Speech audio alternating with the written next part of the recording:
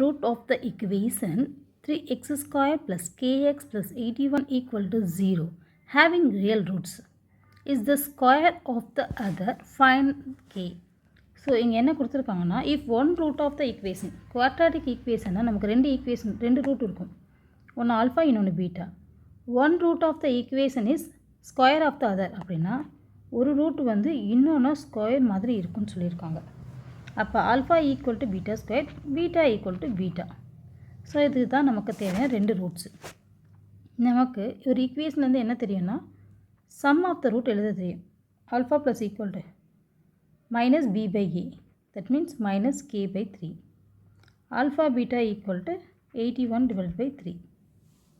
Okay, இப்போ என்ன பண்ண போகிறோம், ஆல்ஃபா ப்ளஸ் பீட்டா அப்படின்றதுல ஆல்ஃபாவுக்கு பதிலாக பீட்டா ஸ்கொயர் ரீப்ளேஸ் பண்ண போகிறோம். அதே போல் இந்த இதுலேயும் ஆல்ஃபாவுக்கு பதிலாக beta square.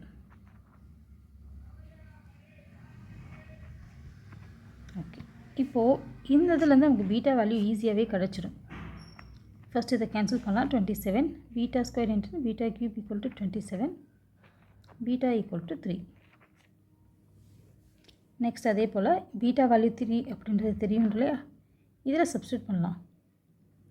3 square plus 3 equal to minus k by 3.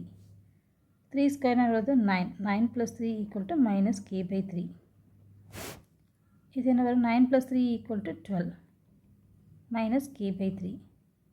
So 12 into 3 equal to minus k. இந்த 3 இந்த சைடு வந்துடும்.